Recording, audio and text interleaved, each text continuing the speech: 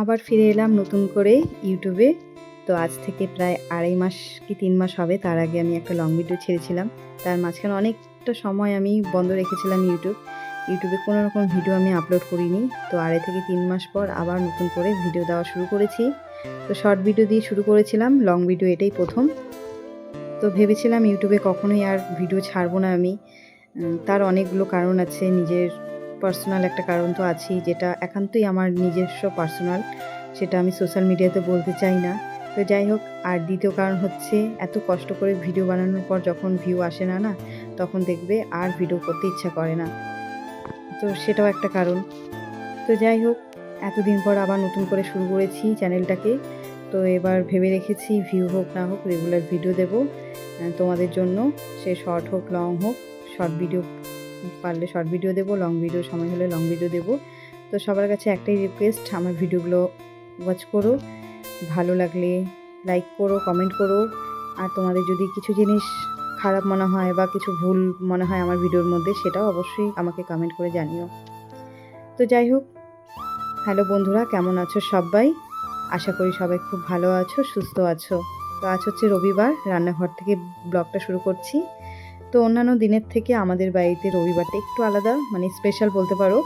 যদিও রান্নাবান্না খুবই সাধারণ, ঠিক আছে, কিন্তু আমাদের কাছে স্পেশাল। তারও একটা কারণ আছে, সেটা হলো রবিবারে আমাদের রান্নাঘরে সকালে টিফিন বানানো হয়, যেটা সপ্তাহের বাকি দিনগুলোতে কিন্তু আমাদের বাড়িতে টিফিন বানানো হয় না। সেটা শুনে অবাক হলো, এটাই সত্যি, এটাই বাস্তব। তার কারণ হচ্ছে মেয়েকে স্কুলে পাঠিয়ে দেওয়ার পর আমি আর রাজু সাহা থাকি। তো রাজু সাহা ঘুম থেকে উঠেই তার ফ্রেশ হয়ে স্নান করে একেবারে ভাত খেয়ে চলে যায়, আর আমার নিজের জন্য আর টিফিন বানাতে আলাদা করে ইচ্ছে করে না। মেয়ের স্কুলের জন্য যে টিফিনটা বানাই সেটা অনেক সময় থেকে যায়, সেটা খেয়ে নিই, নাহলে ঘরে বিস্কিট থাকে, চিড়ে মুড়ি আছে, যে কোনো কিছু একটা খেয়ে নিই, সকালে ওটাই আমার নাস্তা হয়ে যায়। তো আলাদা করে আর টিফিন বানানো হয় না। তো যাই হোক, তো আজকে রবিবার, একটু তো স্পেশাল রান্নাবান্না করতেই হবে। তো সকালবেলা দেখো আজকে সুজি বানিয়ে নিয়েছিলাম আর লুচি। আমার মেয়ের খুব একটা পছন্দের ব্রেকফাস্ট লুচি, তো সেটাই করলাম। আর অনেক দিন পর আমার ঘরে লুচি হচ্ছে, মোটামুটি অনেকটা দিনই হবে। মানে লুচিটা খুব একটা বেশি করা হয় না, লুচিটা খেলে আর সারাদিন আর ভাত খাওয়া হয় না, পেট ভার হয়ে থাকে, সেজন্য লুচিটা খুব কমই আমাদের ঘরে হয়। তো মেয়ের যেহেতু পছন্দ, সেই জন্য মাঝে মাঝে করতে হয়। তো লুচি আর সুজি করেছি, আর এদিকে দেখো মেয়েকেও কিন্তু খেতে দিয়ে দিয়েছি। মেয়েকে আগে দিয়ে দিলাম, কারণ মেয়ের হলো আর্ট ক্লাস আছে, সেখানে যাবে। তো মেয়ে খেয়ে নিয়েছে, তারপর আমি আর রাজু সাহেব বসে পড়েছি। আমরা খেয়ে নিয়ে তারপরে ওর বাবা আবার ওকে ছাড়তে যাবে আর্ট ক্লাসে।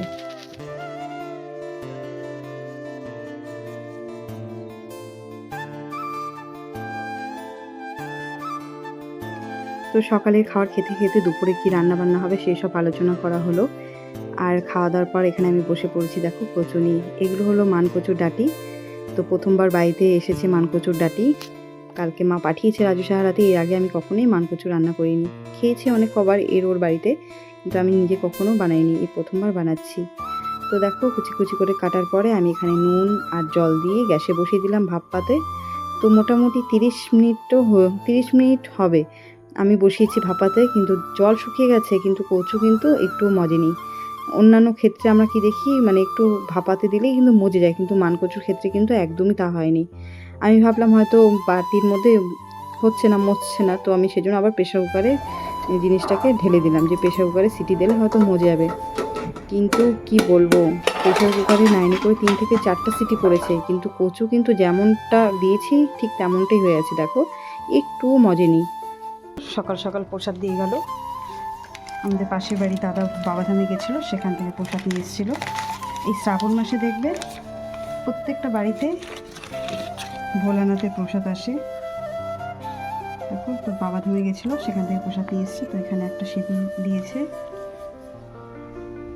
আর এটা একটা ওখানকার কাপড়, আর যা থাকে চিড়ে, মুকুন্দানা, কদমা, আর একটা পেড়া, এই হলো প্রসাদ।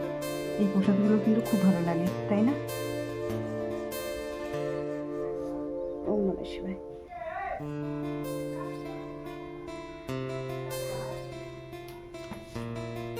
তো আজ রবিবার হলো, আমার বাড়িতে কিন্তু আজকে নিরামিষ হয়েছে। দ্বাদশী যেহেতু, দ্বাদশীতে আমাদের বাড়িতে নিরামিষ হয়। একাদশী যেহেতু করি, তো দ্বাদশীটা পালন করাটা অবশ্যই দরকার, তো সেই জন্য নিরামিষ হয়েছে, পনিরের তরকারি আর কচু। আর এদিকে রান্নাঘরও দেখো পরিষ্কার পরিচ্ছন্ন করে ফেলেছি আমি। তো সবে মাত্র রান্নাবান্না শেষ হলো, আর আজকে এত গরম পড়েছে দেখো, পুরো ঘেমে গেছি, মনে হচ্ছে মুখে জল দিয়ে এলাম, এতটা ঘাম হয়েছে। প্রচুর গরম আজকে, রোদ্দুর নেই জানো তো, কিন্তু প্রচুর গরম।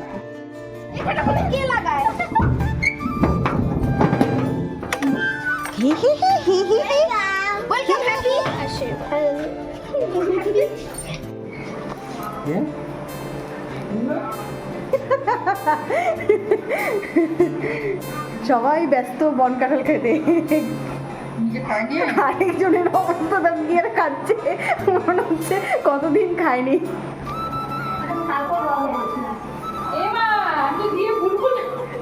আরে কোয়া কমই থাকে, ছাপড়াগুলো খাও, আমিও খাই। সন্ধেবেলা মোনালিদের বাড়ি চলে এসেছি, আর আসার সময় আমি বন কাঁঠাল নিয়ে এসেছিলাম। অনেক দিন ধরে মোনালি খেতে চাইছিল, তো আমাদের পাশের বাড়িতে বন কাঁঠালের গাছ আছে, তো সে দিয়েছে, সেটা নিয়ে এসেছি। আর আসার পর দেখো সবার কি অবস্থা, সবাই খেতে ব্যস্ত। সেটা কেউ দিয়ে গেল, বলে কি তুমি বলে খাবার নাও, আচ্ছা দাও, ওদের বাড়ি যাচ্ছি। হ্যাঁ,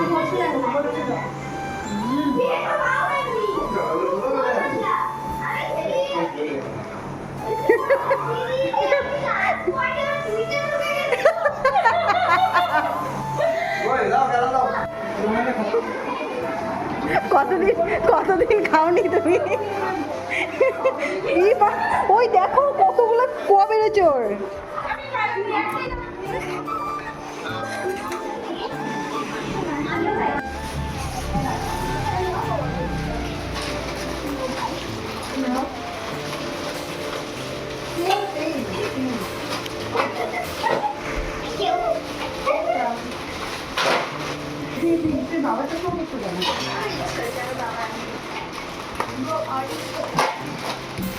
Thank you.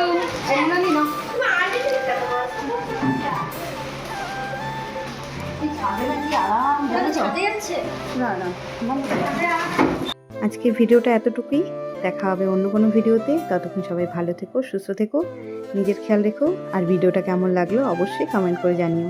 তো সবাইকে টাটা জানিয়ে বিদায় নিলাম।